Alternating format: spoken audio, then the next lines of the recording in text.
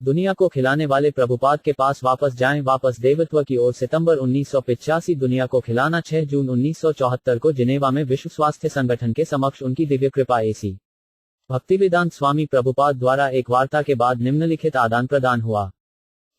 सदस्य, आपकी दिव्य कृपा, क्या आपके पास भोजन की कमी की विश्वव्यापी समस्या को हल करने के लिए कोई सुझाव है?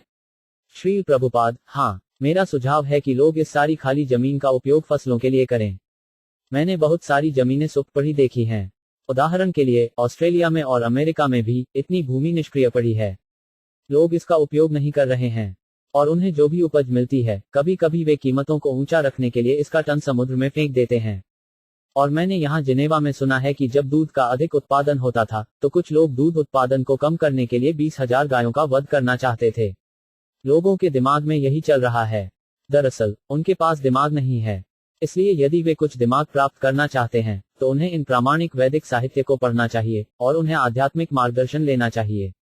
और वह मार्गदर्शन सरल है। भूमि का उचित उपयोग करके अपने भोजन का उत्पादन करें। दुनिया को सभी खाद्य पदार्थों की आवश्यकता है, लेकिन आज लोग जमीन का इस्तेमाल नहीं करेंगे, बल्कि उन्होंने अपने गांवों और खेतों को छोड़ दिया है और नट और बोल्ट के उत्पादन के लिए खुद को शहरों में खींच लिया है।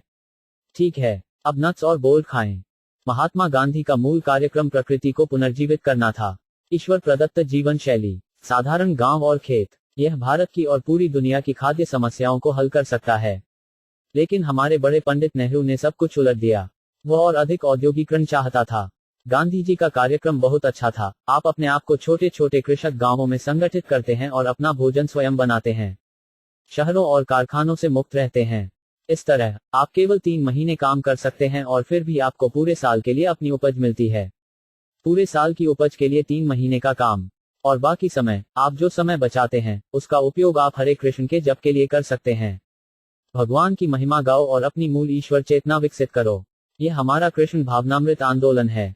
आध्यात्मिक रूप से उन्नत बनो, एक इंसान बनो, अन्यथा आप जिस जीवन का नेतृत्व कर रहे हैं वह जोखिम भरा है। भगवत गीता में कहा गया है, तथाहंत्र प्रतिधीरस तत्र न मुह्यति। हम कितनी भी बड़ी योजना बना लें, किसी दिन हमें इस योजना को छोड़ना होगा, क्योंकि किसी दिन हमें इस शरीर को छोड़ना होगा। और इस बात की कोई गारंटी नहीं है कि अगली बार हमें किस तरह की बॉडी मिलने वाली है। मान लीजिए कि इस बार, इस जीवन में, मैं बहुत व्यस्तता से एक बड़ी गगनचुंबी इमारत का निर्माण कर रहा हूँ। अगली बार, अगले जन्म में, मुझे बिल्ली या कुत्ते के शरीर में उस गगनचुंबी इमारत में रहना पड़ सकता है, क्योंकि मैंने बिल्ली या कुत्ते की घोर स्वार्थी, शरीर केंद्रित चेतना विकसित की है। और उस समय गगनचुंबी इमारत के लिए मेरे तथाकथित शीर्षक की परवाह कौन करेगा? ये तथ्य हैं, क्योंकि प्रकृति के नियम को कोई नहीं बदल सकता। प्रकृति का नियम बिल्कुल एक संक्रामक रोग की तरह है। अपने आप को इसके प्रति उजागर करें और यह आपको पकड़ लेता है, बस। करण गुण संग स्यासद असद योनि जन्मसु। व्यक्ति अपने पूर्व कार्यों के कारण और प्रकृति की कठोर प्रतिक्रियाओं के कारण एक अच्छी या बुरी स्थिति में पैदा होता है। यह प्रकृति का नियम है। लेकिन अब बहुत से लोग यह भी नहीं मानते हैं कि मृत्यु के बाद भी जीवन है। मॉस्को में कोटोस्की नाम के एक बड़े प्रोफेसर ने मुझसे कहा, स्वामी जी, मृत्यु के बाद कुछ भी नहीं है। आप समझ सकते हैं, वह एक बड़ा प्रोफेसर है, फिर भी उसे आत्मा का ज्ञान नहीं है। एक बड़ा प्रोफेसर, जरा देखिए, इस तरह की बकवास चल रही है। तो जैसे जैसे यह ईश्वर विहीन सभ्यता आगे बढ़ेगी, प्रकृति के नियम से और अधिक समस्याएं होंगी।